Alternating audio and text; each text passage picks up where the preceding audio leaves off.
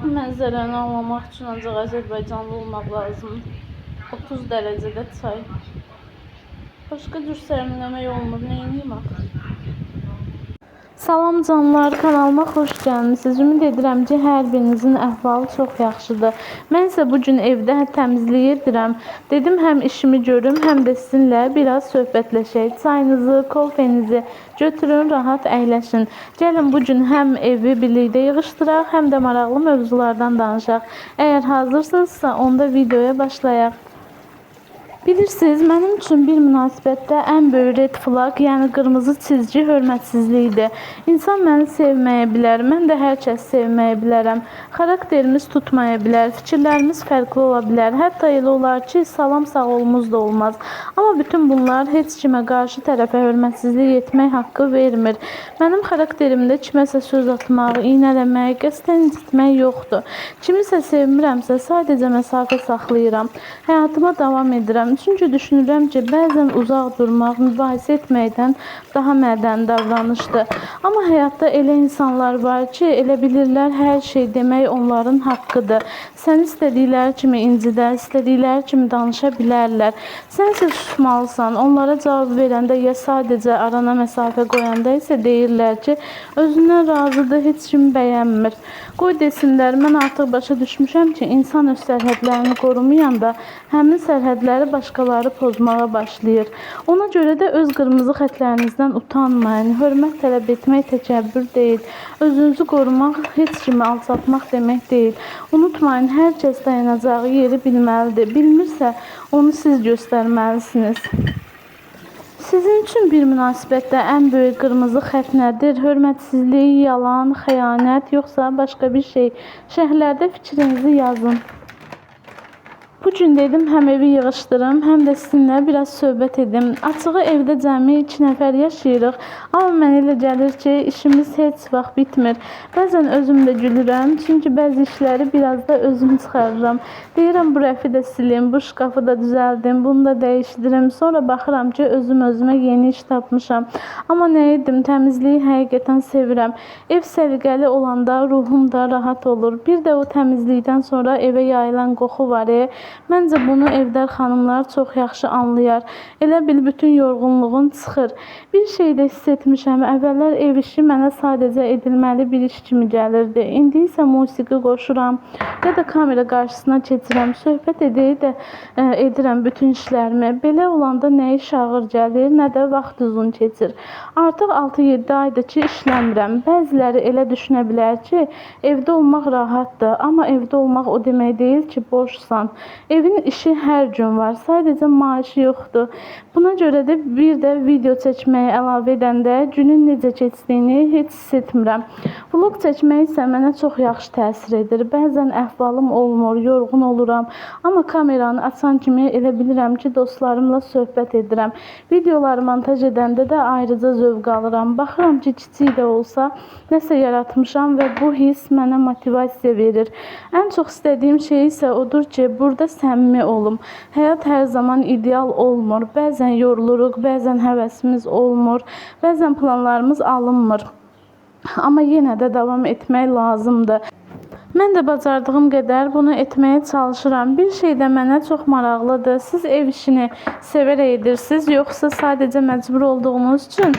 Bir də təmizlik edərkən musiqi dinləyirsiniz, film açırsınız, yoxsa sakitlikdə etməyi sevirsiniz? Şərhlərdə mütləq yazın, hamısını oxuyacağam. Mənim üçün çox maraqlıdır. Mətbəx dəzgahım elə də böyük deyil, amma çalışıram ki, həmişə təmiz və səliqəli saxlayım. Çünki mənə görə mətbəx nə qədər kiçik olsa da, səliqəli olanda həm geniş görünür, həm də insanın ürəyi açılır. Ona görə də gün ərzində bir neçə dəfə silib təmizləyirəm. Bu ağ saxlama qablarda çox rahat hesab edirəm. Birinə duru yağ tökmüşəm, digərinə isə nar şərabı. Nar şərabı yoldaşım yeməklərdə çox istifadə edir, ona görə də həmişə əl altında olur. Bu gördüyünüz şirə çəkəni isə Azərbaycandan gətirdiyim cehizlərimdəndir. Ümumiyyətlə cehizimdən kifayət qədər elektronika gətirmişəm. Fikirləşirəm ki, bununla bağlı ayrıca bir vlog çəkim. Hansı əşyalar gətirmişəm, niyə onları seçmişəm və indiyə qədər hansılardan razı qalmışam, hamısını sizinlə paylaşacağım.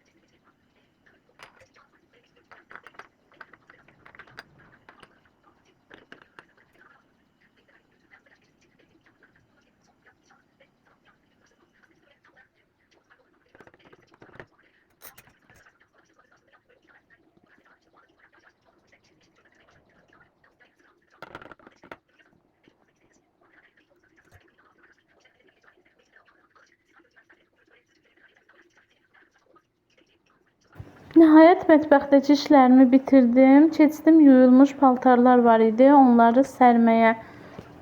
Hava isti olduğuna görə demək olar ki, hər gün tez-tez paltar yuyulur bizdə. Sizdə də belədir ya yox? Yayda ümumiyyətcə isti olduğuna görə bir paltarı cəmi bir neçə saat geyinmək olur və tez-tez paltar dəyişilir. Dostlar, bu arada vloglarımı bəyənirsinizsə, kanalıma abunə olmağı, mənə dəstək olmağı unutmayın. Bu bəlkə sizin üçün sadəcə bir barmaq işarətidir, amma mənim üçün çox vacibdir. Videoları bəyənməyi və kanalıma abunə olmağı unutmayın. Hazır mətbəx təmizləyib bitirmişkən dedim qoy biraz da özüm çirkləndirim. Çünki çoxdan da canım pankek istəyirdi. Yanında da hazır yufkadan pendirli börək hazırlayacağam. Düşündüm ki, həm özümüz üçün gözəl bir səhər yeməyi olsun, həm də sizinlə birlikdə hazırlayaq. Mən belə pratik reseptləri çox sevirəm. Həm az vaxt aparır, həm də çox dadlı olur. Bu videoda hər ikisinin hazırlanmasını göstərəcəm. Əgər siz də hazırlamaq istəsəniz, narahat olmayın. Pankekində, pendirli börəyində reseptini videonun açıqlama hissəsində sizin üçün yazacağım. Bu arada sizə bir sirrimi də deyim. Mən ev işi görərkən meditasiya və ya olumlama dinləməyi çox sevirəm. Bilmirəm sizdə necədir, amma məndə həqiqətən çox yaxşı təsir edir. Elə bilirəm beynim sakitləşir, günün yorğunluğu yavaş-yavaş çıxır. Bəzən zehnimiz o qədər dolu olur ki, bir anlıq belə susmur. Amma belə şeylər dinləyəndə sanki fikirlərim sakitləşir, özümlə baş-başa qala bilirəm. Məncə insanın gün ərzində özünə ayırdığı kiçik də olsa belə anlar çox vacibdir. Çünki həm ruhumuzun, həm də zehnimizin dincəlməyə ehtiyacı var.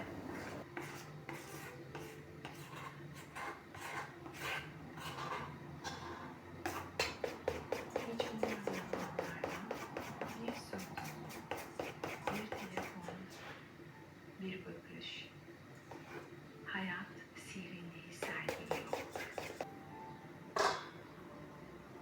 Çünkü şans paylaşınca çoğalıyor. Bu belki de en büyük güç.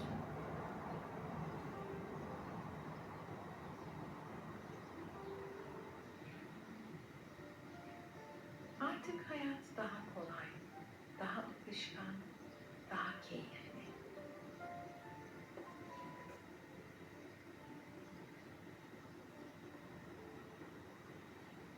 Sanki ben yaşamıyorum da yaşam benim içimden geçiyor.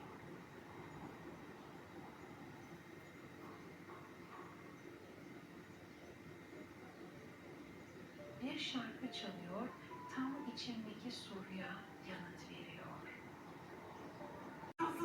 Əslində burada pendirli börək dediyim, içərisinə pendir yox, kəsmi idi doldurduğum. Kəsmiyin duzu az olduğuna görə bu evdə hazırlanmış kəsmi idi. Duzu az olduğuna görə biraz duz əlavə edib qarışdırdım və duzu dadı yerinə gəldi. Yağda qarışdırmaq istəyirdim. Sonra dedim birdən yaxşı olmaz. Yağ əriyər və yaxşı bir şey alınmaz. Ona görə sadəcə duzla qarışdırdım və bişdikdən sonra da dadı çox qəşəng oldu.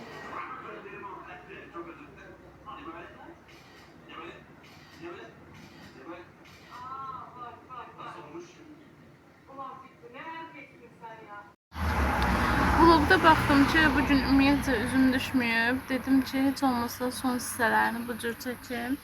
Hava çox isti idi, evdə də havam çatmırdı sanki. Düşdüm aşağı, zibilləri atdım, marketə getdim. Bir iki şey almalıydım, onları aldım. Və burada belə bir bisetka var. Göstərim. Yaşıl bir bisetka var, üstünün krişası da var. Bir dənə də balacadır, düzdür, 2-3 nəfərlik. Amma sərindir, ətrafı da ağaçlar falan rahatdır. Düz elə binamızın qarşısıdır.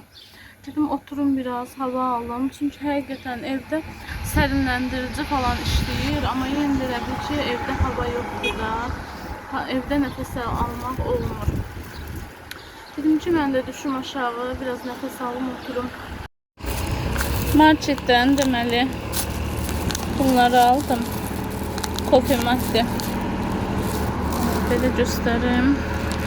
Bunu kofe ilə içmək üçün quru süddür məncə tərkibi. Kofe ilə içmək üçün çox yaxşıdır. Yumuşaq bir dad verir. Kofenin o sərt dadını alır.